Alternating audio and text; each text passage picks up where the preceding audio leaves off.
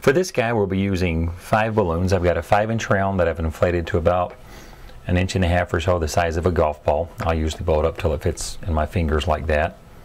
Got an 11-inch round that I've blown up to about the size of a grapefruit, about 7.5 to 8 inches. A 350 inflated about halfway. We won't even use all of that. And then 2 260s, one inflated, leaving just about a 1/2 inch on the end. The other inflated, leaving about 5 inches on the end. We're going to start by making our head, so we'll take our 5-inch round. And as you can see, I've trimmed the nozzle very close on this one. We'll divide that into 2 sections, and then I'll take and put that between, since I'm right-handed, I put it between my pinky and ring finger on my left hand. That way I can hold it and still work. And then we get the 11-inch round and get one side of it and kind of work a bubble out. Pinch it off, and then, and this is the tricky part, twist it so that you get a little bubble on the side of it. That's going to be your nose. Then you take your 5-inch round, twist around that, and then twist them a time or two to secure them. And that's going to be the face of your guy, and you can draw whatever kind of facial features you like on it. You know, draw to your taste. That just gives you an idea. I'm going to set that aside. Now we're going to go to his body.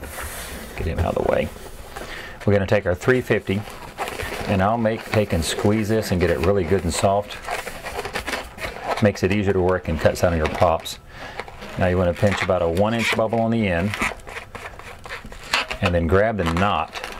Make sure you bring the knot all the way back down to that twist, and then make this a pinch twist on the very end. And then make another bubble about the same size, and make another pinch twist. So that you get a double pinch twist on the end of that. Then determine however long you want your body to go. I'll usually take and measure about the size of my hand like that, about 7 inches or so. Make your body, you can make it longer or shorter, however you like. Keep it soft. Make another 1-inch bubble. Make that into a pinch twist. Fourth 1-inch bubble. And again, a pinch twist there.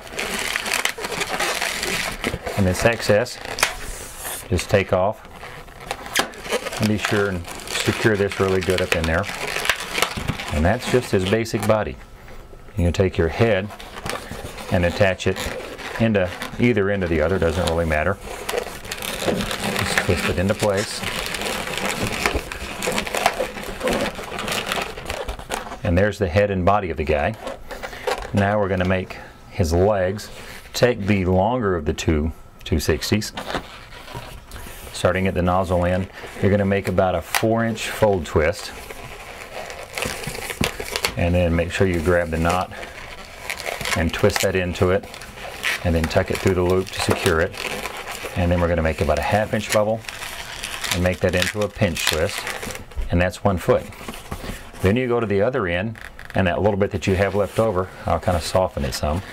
Just make another 4-inch fold twist, and then grab that little bit of nipple you had left over, twist it in, and then make another 1/2-inch bubble. Make that into a pinch twist, and I'll try to grab that nipple in it to make sure it goes into it. And then to get his legs, I'm just going to fold it in half and find a midway point, and then twist that together. And then you're going to come obviously at the opposite end of where you put the head. Twist that into the 2 pinch twists there. Spin it around, and I'll turn it so that his legs are facing where he's got these hips like this. And then you can leave it with his feet apart. I'll frequently take and hook his feet together. Gives him that standing appearance.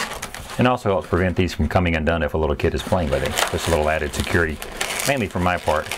Take the 2 pinch twists and turn them both vertically together on the back to make his heels. And now for his arms, we'll set him back aside. Make about a 3/4 to 1-inch bubble on the knot end.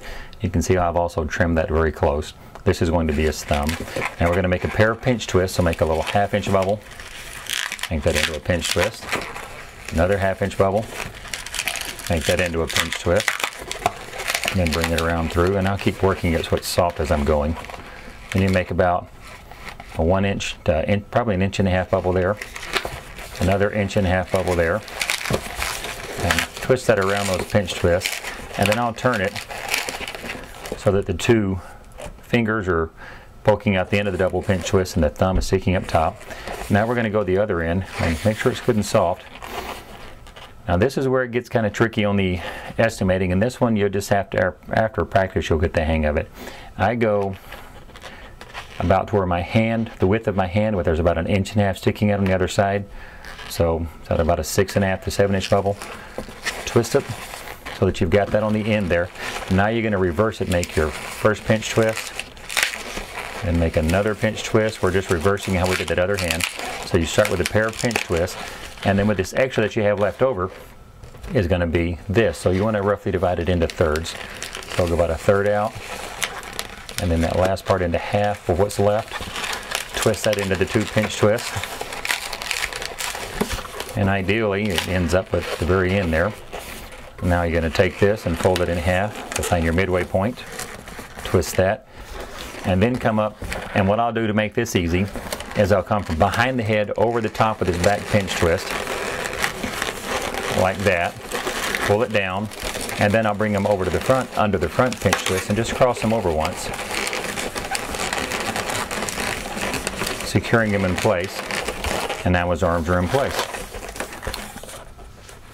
And there's our little guy.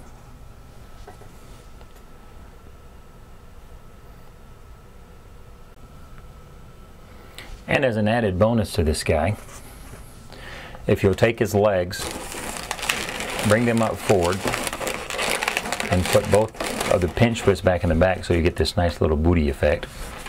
Not only will he sit down, he also now very easily becomes a hat. You just slide it over somebody's head, and you get a hat out of him as well.